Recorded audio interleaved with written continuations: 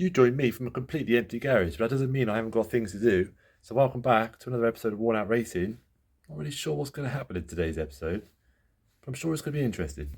Now, before we get into anything too crazy, I've got one thing to sort, and that is this. Now, this might seem like a weird thing to say, but this thing makes me quite sad. Not because I've got any problem with the work that's been put into it to make it black and red color coding, because I'm not being horrible about the previous owner, because Charlie was a top dude. What makes me sad is it's got holes in it, and this is a black interior. And I don't know if any of you, and for any of you that are really into your Fiat Cinquecentos, will know that the black interior is pretty rare. They didn't do black plastics for very long, and it was only right at the beginning of production. So most of you will have a dark grey or light grey set of stuff. So the fact this has got holes in it, and also the red paint as well, because I don't know how I'm going to get that off, makes me a little bit sad. But I've got an idea. I know how I'm going to refurbish this, hopefully in a way that doesn't completely ruin it. And you're not going to be surprised to hear that it's going to involve a glue gun. That's right, I'm busting out the glue gun again, but for good reason. So what I'm going to do, essentially, I'm going to glue gun those holes, trim the back, carve it up, scrub up those red bits. I don't know what type of paint it is, Charlie, but it used on this, but it is like insane. It must be some sort of, like, it looks like almost like a resin. Like, it's super, super smooth, but proper hard, so I'm never going to be able to get it off. And also, I'll just damage it anyway. Give those a rough and a sand out, and then I'm going to use black crinkle paint. It's the only thing I can think of. I'd rather keep it like, as Fiat intended, but it might look good. It might look terrible. I've got a can of black crinkle paint anyway. May as well do it. So we'll give it a spray, heat it up gently, because obviously it's not like the metal stuff I do. You can just heat the heck out of it. Hopefully I can get it warm enough, get a nice crinkle finish on it. Done. Chuck that on back in the interior. Yeah, give it a try. I mean, what's the worst that could happen? There you go, a little bit of a closer look. I probably should explain the reason this has got holes all the way around this is because it had a cinquecento Schumacher like aluminium surround around it. I didn't really like it on this car, so I've sold it. But this is what I mean about this paint. I don't know what kind of paint it is, but it's like super smooth and like proper. It is on there. It is not coming off. And obviously, I'm never going to get in there to get all that stuff off there. So this is my only approach. So the old little heat gun is warming up as we speak. It's not going to take a vast amount of heat to get this filled in with here. I mean, you could use a resin. You could use anything that you very well like. But seeing as, like I said, there's only a quick budget job. I just want to keep it looking nice and clean. Ready for this space to be immediately filled up with another car that's going to take me far too much time and effort. But it's all for you people, and mostly for me, if I'm entirely honest. Now you'd think, wouldn't you, being the professional YouTuber I am, because obviously I am a professional, that I would set up something for the camera so I can do this two-handed. But do you know what? I like doing this on the fly. It makes me feel like a rebel. There you go. Look, we haven't got to go nuts. Just get it in the actual. And if you ever find yourself in a position where you want to try and fix something with a glue gun, little tip for you: don't just squirt it on the outside. Get it right in the hole. So then when you cut it off, you've got something to carve and leave in there. So I know it looks terrible now, but obviously you're not going to see this because it's going to be under a nice thick layer of crinkle paint. He says with absolute confidence that nothing could possibly go wrong. The way I see it, it's done me well up till now, this completely deluded level of self-confidence. So why change anything now? Et voila! So you can see it on the outside, and I actually flipped it over. Just made sure I filled it in a little bit from behind as well. Again, just a little bit of stability on it. It's never going to have any real pressure on this thing. And I'm just going to get myself a nice sharp blade once that's set. We'll trim that up. And then we'll see about sanding this. Get in a nice well ventilated area. And try and somehow dig in here for my can of paint. And here we go, look. Just trim those back. Get it nice and flat. I used a really nice new sharp Stanley blade, which is always a little bit worrying because I've spent most of my life cutting the heck out of my hands. I'm just going to work my way around the outside of here with the rest of them. This is a good opportunity to actually say, it's easy to watch YouTube sometimes and get suckered into all these massive engine swaps, crazy budgets. It's not even always the budgets, just the people that have got all this space and they've got room to put 12 cars and stuff. And even I get a bit disheartened sometimes, but never underestimate how satisfying it is sometimes to do these tiny little jobs and just try not to rush, to take your time, think a few steps ahead, try and see the bigger picture of how your car's going to look when you've done it. Because I mean, this is basically filling holes with glue, cutting it and spraying it. But overall, I can see what the car's going to look like when I'm done. And I'm working towards bigger things. So like when this car's done, it's done. Anyway, I'm going to stop short there before I start getting too philosophical. But anyway, heed my words, and hopefully you'll have a better life with your cars. Anyway, apart from that, it's looking pretty good. It's coming out exactly as I'd like. So all this is nice and smooth. I'm hoping there'll be nothing that makes the crinkle paint go too crazy. This stuff obviously goes on pretty thick, so I'm hoping it should be all right. Otherwise, a little bit of a trim on that. I've already started scraping some of this off. I'm just going to get myself a little bit of sandpaper in here, and then we'll work out. I've even got a tea. So look at that, look, proper human being. Right, time for some prep. But before that, I'm going to interrupt this for a new segment I'm calling Tool I bought that I didn't need, but now I need it. And first on our list of tools I didn't know I need, but now I bought it, now I need it thing, whatever I called it, is this. And who's the victim of my new tool that I'm going to be using? This DTM exhaust back box that I've had kicking about forever, which I don't actually need it, but I kept it for the exhaust pipes. This is going in that, getting the chop, but not until later. Back to the other job I was doing before I got carried away and decided to do some weird segment.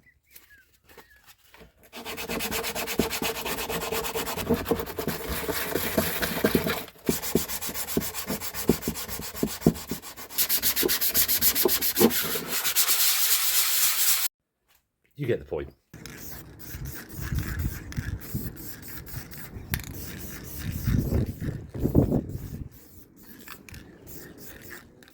And verdict, can you spray plastic items in your car with high temperature crinkle black paint? No. Well, I'll explain, but no, I don't think you can. But first, on tools I bought that I didn't need, but now I do. Let's cut this.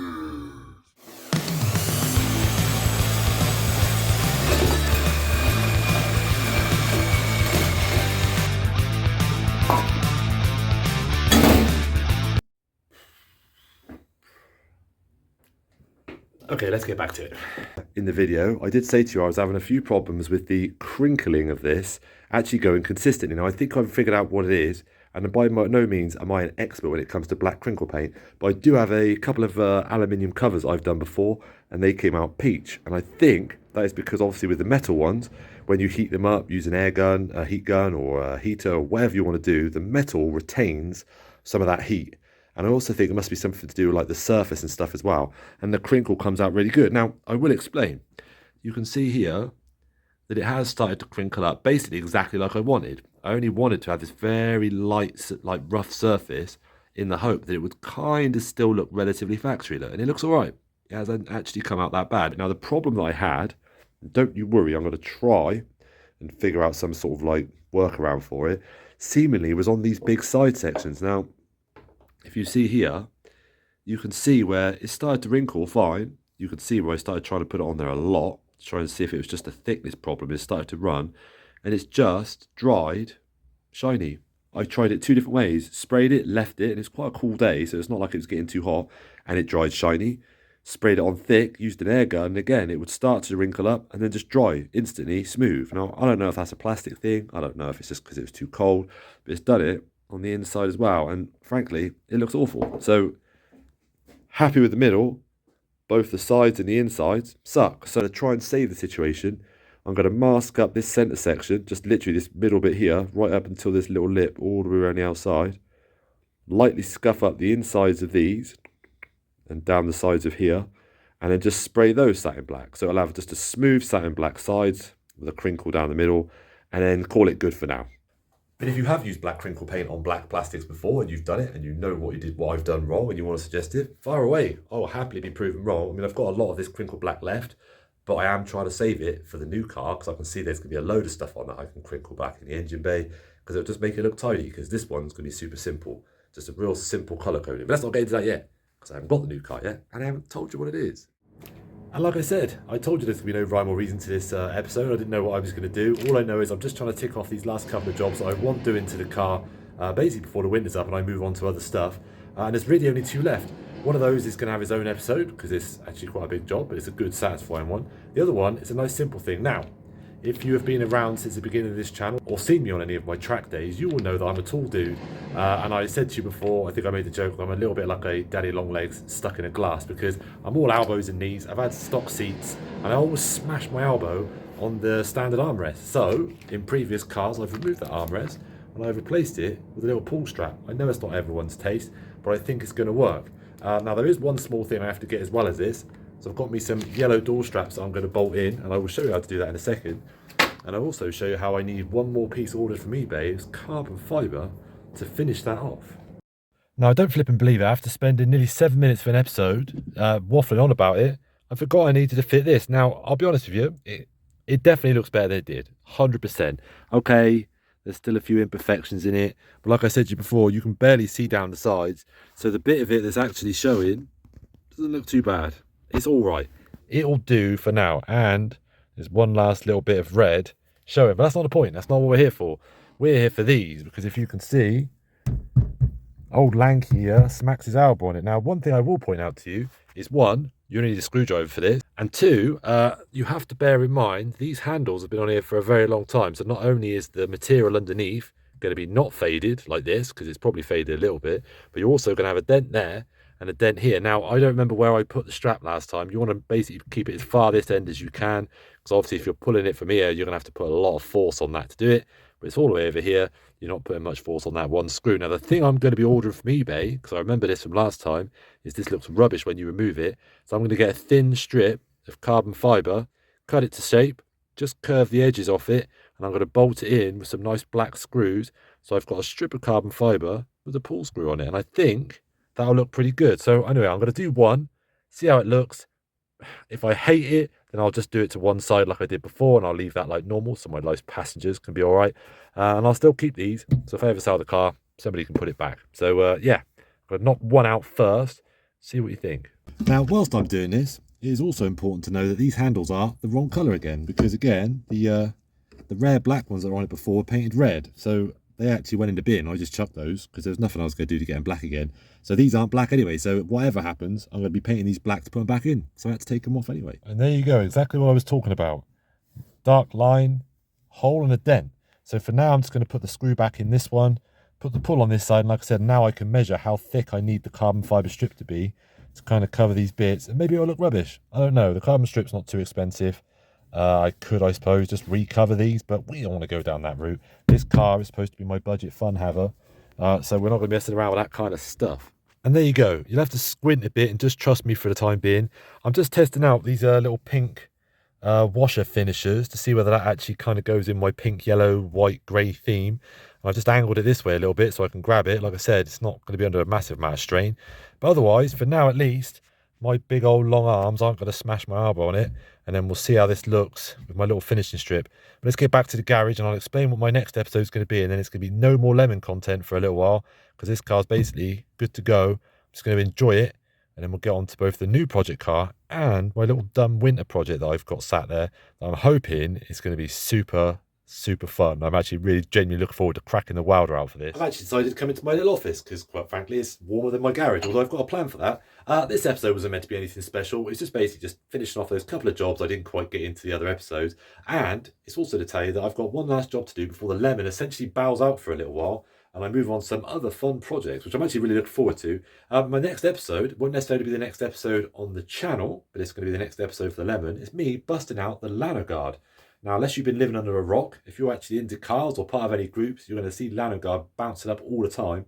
It's essentially a natural oil that you can spray the bottom of your car with, and it penetrates any surface rust, bonds to the metal, stops oxidation happening. If you've got clean metal, it stops the rust happening at all. And if you've got slightly surface rusty metal, it stops it getting any worse, and it actually makes the bottom of your car look great. You don't have to mask up, you don't have to worry about it getting on the exhaust, it just burns off. It doesn't affect any electrical components, or it doesn't worry about getting it on rubber. It's great. It's actually fine. So you just spray the heck out of it on the whole bottom of your car. So we'll get the lemon in, get it up on the ramps, spray it, push it out into the cold winter months, knowing it's not going to get any more rusty. I can just hammer around in it whilst we both reveal the new project car and start on my new little project. So check out the YouTube channel page. I've put a post up there about a mini quad bike I've got some dumb ideas for if you want to see that. But before I go, I've got one last thing. Yeah, I'm talking to you. Do you like winning stuff for not much money? Do you have some cool car people that you think would actually like a Christmas present, even if you don't want it? Well, my man Vinny from Sundays, I'll put it in the thing because this is a family channel. I can't say those words on here. The car group is running a competition. It's a great competition. Everything from first prize from a full brake caliper refurb from, I think it's Elite Finishes. Don't quote me on that. From Nottingham, worth £350 and any colour you want. Who doesn't want that? All the way to a photo shoot of your car, I think there's a welding course on there as well. £6 a ticket, limited to 100 tickets. And I think it closes within the next couple of weeks. So check out the link or go to the Sunday page. Check it out direct from there. Vinny's a top lad. I promise he won't rip you off. And there you do. But either way, I look forward to seeing the next episode. It's going to be something unlemon related. Christmas is coming up. I've got my welder ready and my grinder ready, and we're going to do something stupid with a turbo. And I know you all like stupid turbo things. So join you then. Stay safe.